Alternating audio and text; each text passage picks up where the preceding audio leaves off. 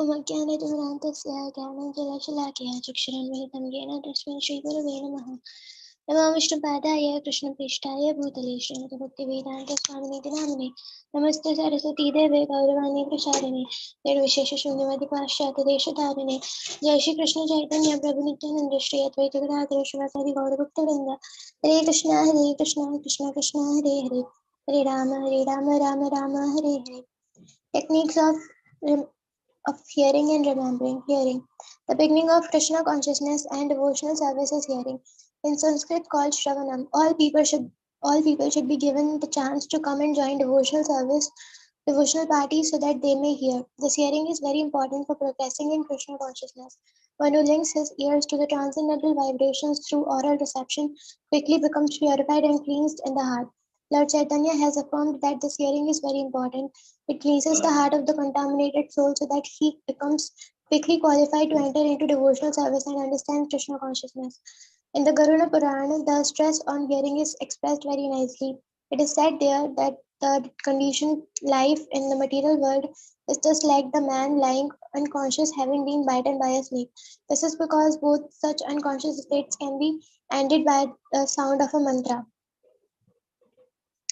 When the man is a snake bitten, he does not die immediately but first becomes unconscious and remains in a comatose state. Then anyone who is in the material world is also sleeping as he is ignorant of his actual self or his actual duty and his relationship with God. So materialistic life means that one is bitten by the snake of Maya illusion and thus without any Krishna consciousness is almost dead. Now the so-called dead bitten man now, the so-called dead man bitten by a snake can be brought back to life by the chanting of some mantra.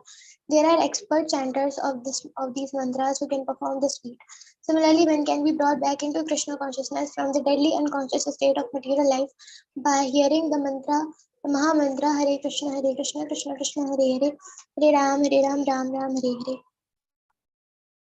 In the fourth canto of Srimad Bhagavatam, 29th chapter, verse 40, the importance of hearing of the pastimes of the Lord is stated by Shukdev Goswami to Maharaj Parikshit. My dear king, one should stay at a place where the great acharyas, holy teachers, speak about the transcendental activities of the Lord, and one should give up oral reception to the nectarian river flowing from the moon-like faces of such great personalities. If someone eagerly continues to hear such transcendental sounds, then certainly he will become free from all material hunger, thirst, fear, and lamentation, as well as illusion of material existence. Sri Chaitanya Mahaprabhu also recommended this process of hearing as a means of self-realization in the present age of Kali. In this age, it is very difficult to follow thoroughly the regulative principles and studies of the Vedas, which were formally recommended. However, if one gives the oral reception to the holy to the sound vibrated by the great devotees and acharyas, that alone will give him relief from all material contamination. Therefore, it is the recommendation of Chaitanya Mahaprabhu that one should simply hear from authorities who are actually devotees of the Lord. Hearing from professional men will not help. If we hear from those who are actually self-realized, then the nectarian rivers, like those rivers are flowing on the moon planet, will flow into our ears. This is the metaphor used in the above verse. As stated in the Bhagavad Gita, a materialistic person can give up his material hankerings only by becoming situated in Krishna consciousness. Unless one finds a superior engagement, he will not be able to give up inferior engagement.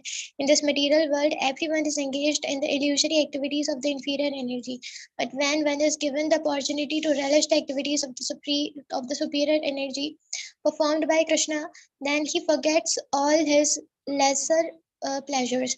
When Krishna speaks on the battlefield of Kurukshetra to the materialistic person, it appears that this is simply talk between two friends, but actually it is a river of nectar flowing down from the mouth of Sri Krishna. Arjuna gave oral reception to such vibrations and thus he became freed from all illusions of material problems. In the 12th canto of Srimad Bhagavatam, 3rd chapter, verse 15, it is stated, a person who desires unalloyed devotional service to the Lord, who is praised by transcendental sound vibrations, should always hear about his glorification and transcendental qualities. This will surely kill all kinds of inauspiciousness in the heart. Expecting the Lord's mercy. In the 10th canto, 14th chapter, verse 8, it is said, "My dear Lord, any person who is constantly awaiting your causeless mercy to be bestowed upon him, and who goes on suffering the resultant actions of his past misdeeds, offering you respectful obeisances from the core of his heart, is surely eligible to become liberated, for it has become his rightful claim." This statement of Srimad Bhagavatam should be the guide of all devotees. A devotee should not expect immediate relief from the reactions of his past misdeeds. No conditioned soul is free from such reactionary experiences, because material existence means continued suffering or enjoying of the past activities. If one has finished these material activities, then there is no more birth. This is possible. This is possible only when begins Krishna conscious activities, because such activities do not produce reaction. Therefore, as soon as one becomes perfect in Krishna conscious activities, he is not going to take birth again in this material world. A devotee who is not perfectly freed from the resultant actions should therefore continue to act in Krishna consciousness seriously, even though there are many sorry, even though there are so many impediments. When such impediments arise, he should turn to Krishna and expect his mercy. That is how the only soul is. If a devotee passes his days in that spirit, it is certain that he will go to the promoted to the abode of the Lord. By such activities, he earns his claim to enter the kingdom of God. The exact word used in this verse is Dayabhag. Dayabhag refers to a son's becoming lawful inheritor of the property of the father. In a similar way, a pure devotee is who is always prepared to undergo all kind of tribulations in executive Krishna conscious duties becomes lawfully qualified to enter the transcendental abode. Remembrance. Some way or other, if someone establishes in his mind he continues relationship with Krishna, this relationship is called remembrance. About this remembrance, there is a nice statement in the Vishnu Puran where it is said, simply by remembering the Supreme Personality of Godhead, all living entities become eligible for all kinds of auspiciousness. Therefore, let me always remember the Lord who is unborn and eternal. In the Padma Puran, it is the remembrance is explained as follows. Let me offer my respectful obeisances unto the Supreme Lord Krishna, because if someone remembers him either at the time of death or during his lifespan, he becomes freed from all sinful reactions. Meditation. To meditate means to engage the mind in thinking of the form of the Lord, the qualities of the Lord, the activities of the Lord, and the service of the Lord. Meditation does not mean anything impersonal or void. According to the Vedic literature, meditation is always on the form of Vishnu.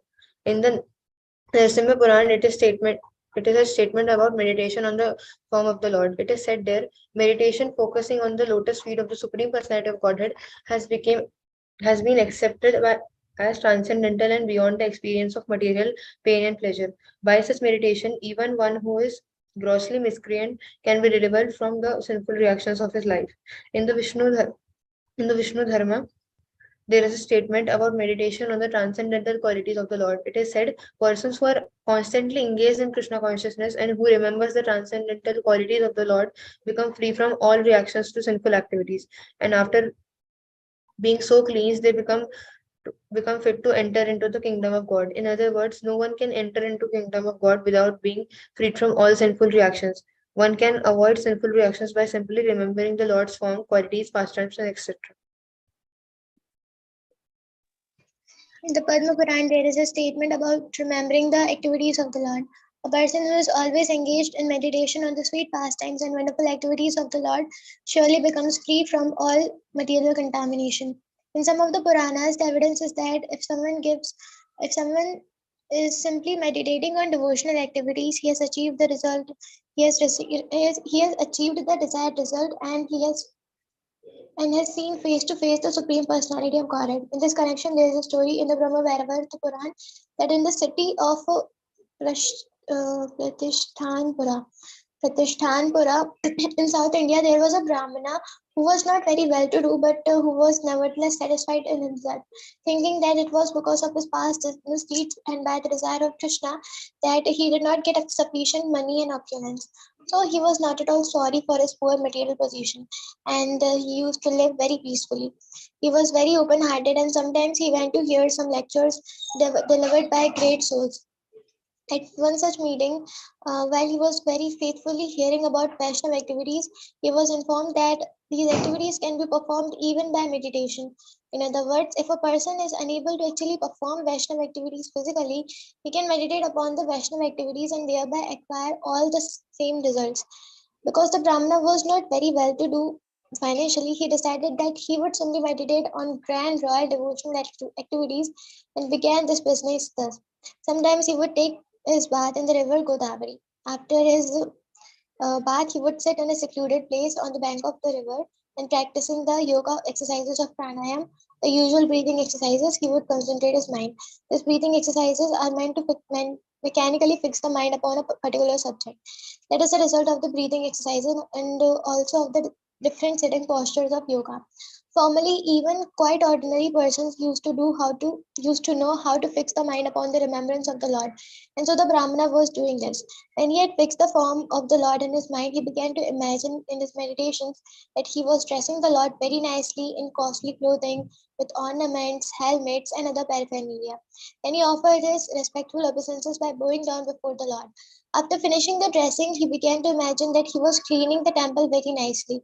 After cleansing the temple, he imagined that he had many water jugs made up of gold and silver, and took all those jugs to the river and filled them with the holy water. Not only did he collect water from the Godavari, but he collected from the Ganges, Yamuna, Narmada, and Kaveri. Generally, a Vaishnava, while worshipping the Lord, collects water from all these rivers by mantra chanting. This Brahmana, instead of chanting some mantra, imagined that he was physically securing water from all these rivers in golden silver pots, water pots. Then he collected all kinds of paraphernalia for worship, flowers, fruits, incense, and sandalwood pulp. He collected everything to place before the deity. All these waters, flowers, and scented articles were then very nicely offered to the deities to their satisfaction. Then he offered arati, and with the regulative principles, he finished all these activities in the correct worshipping method. He would daily execute similar performances daily as his routine work, and he continued to do so for many, many years. Then one day the Brahmana imagined that in his meditation that he had prepared some sweet rice with milk and sugar and offered the preparation to the deity. However, he was not very much satisfied with the offering because the sweet rice had been prepared recently. It was still very hot. This preparation, sweet rice, should not be taken hot. The cooler the sweet rice, the taste, the better it tastes. So, because the rice had been prepared by the Brahmana very recently, he wanted to touch it so that he could know whether it was fit for eating by the Lord. As soon as he touched the sweet rice pot with his finger, he immediately was burned by heat of the pot. In this way, his meditation broke. Now, now when he looked at his finger, he saw that it was burnt, and he was wondering in astonishment how this could happen because he was simply meditating on touching the hot sweet rice. He never thought that his finger would actually become burnt. While he was thinking like this, in Vaikuntha, Lord Narayana, seated with the goddess of fortune Lakshmi, began to smile humorously. On seeing the smile of the Lord, all the goddess of fortune attending the Lord became very curious and asked Lord Narayana why he was smiling. The Lord, however, did not reply to the insecutiveness, but instead immediately sent for the Brahmana. An airplane sent from Vaikuntha immediately brought the Brahmana into the Narayana's place. When the Brahmana was thus present before the Lord and the goddess of fortune, the Lord explained the whole story. The Brahmana was very fortunate enough to get an eternal place in Vaikuntha in the association of the Lord as his Lakshmi. This shows that how Lord is all pervading in spite of being locally situated in his abode.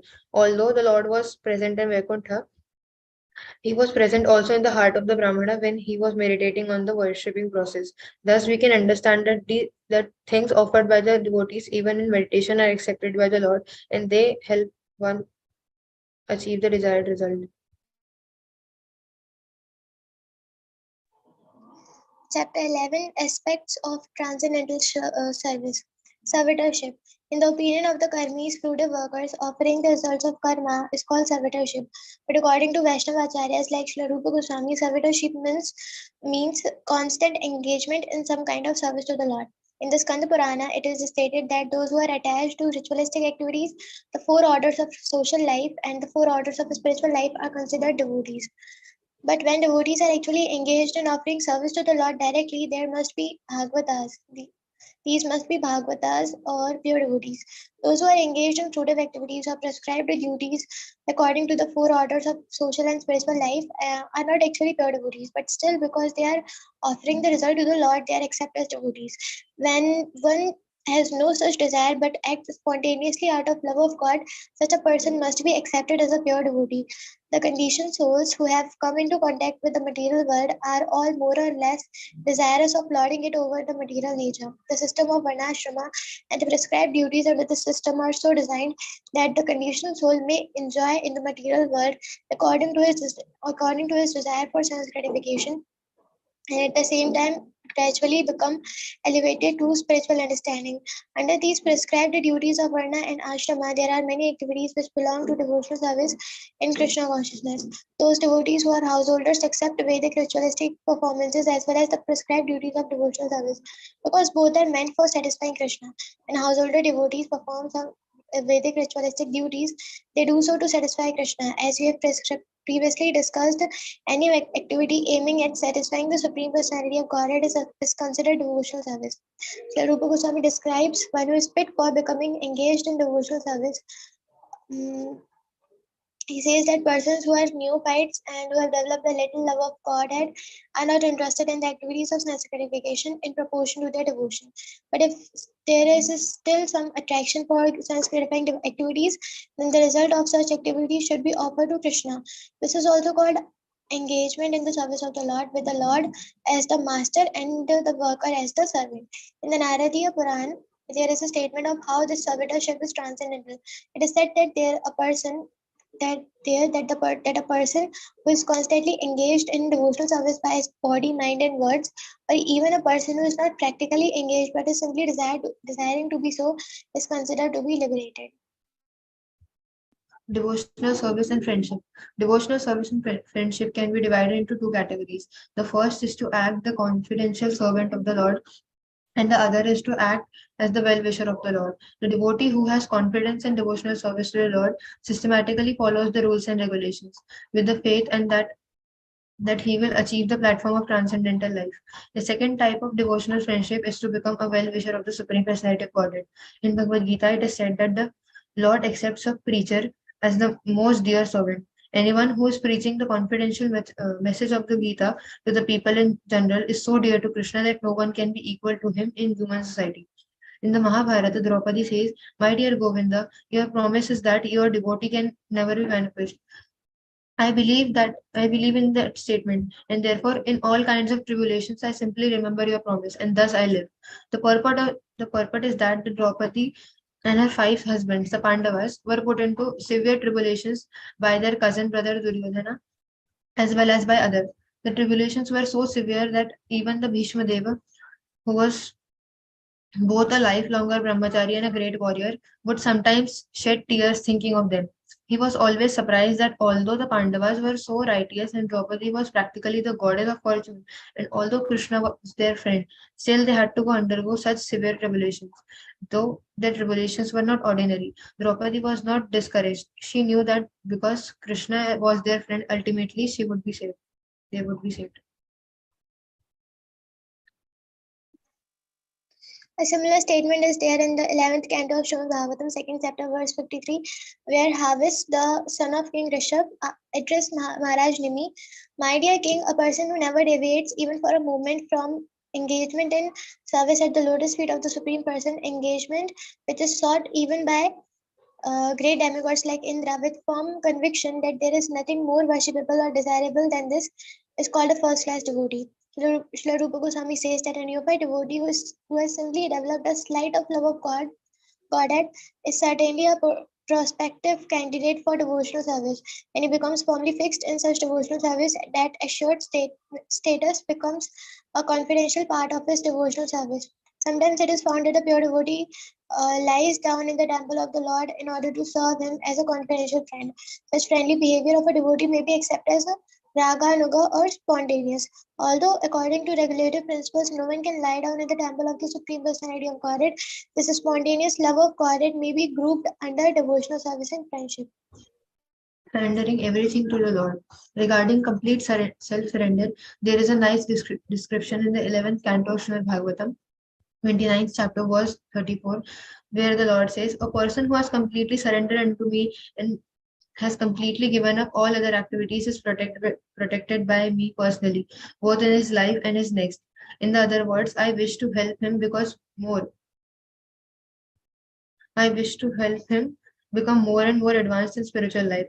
Such a person is to be understood as having already achieved Shastri,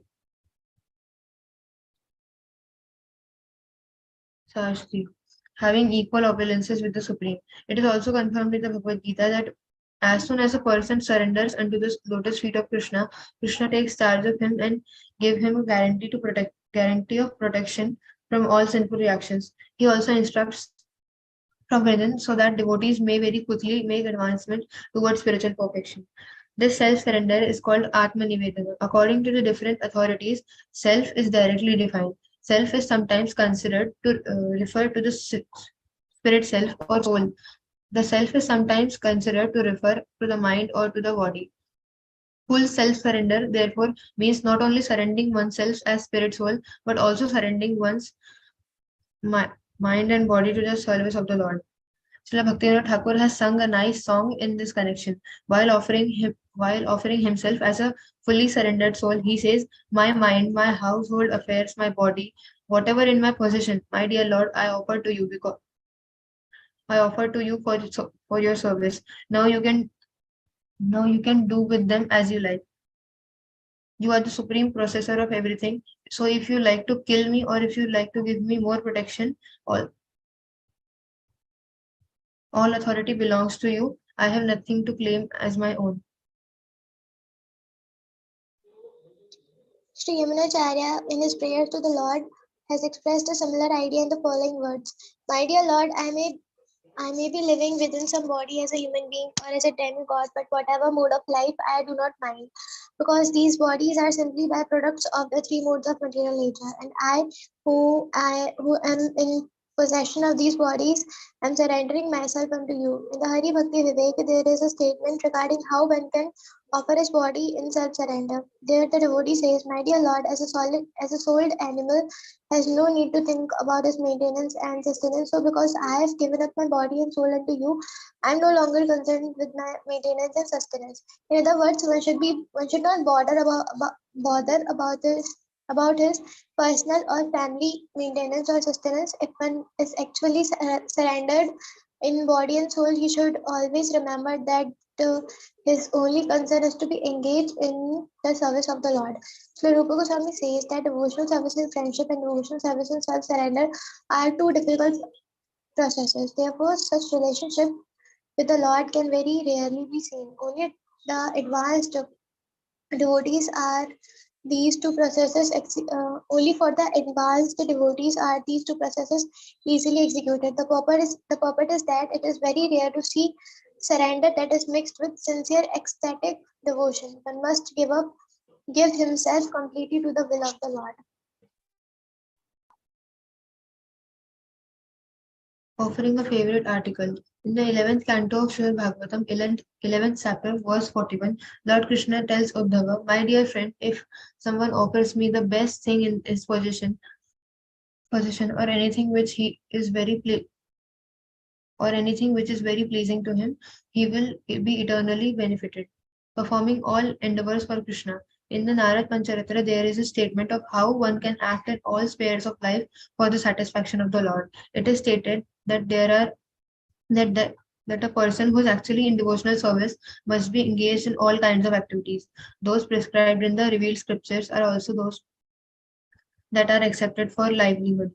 In other words, not only should a devotee engage himself in the prescribed duties of devotional service that are mentioned in the revealed scriptures, but he should also perform the duties of his practical life in Krishna consciousness. For example, a devotee who has a great establishment or factory may offer the fruits of such a material possession for the service of the Lord. Being a surrendered soul. In the Hari Bhakti Vilas, there is the following statement about self-surrender.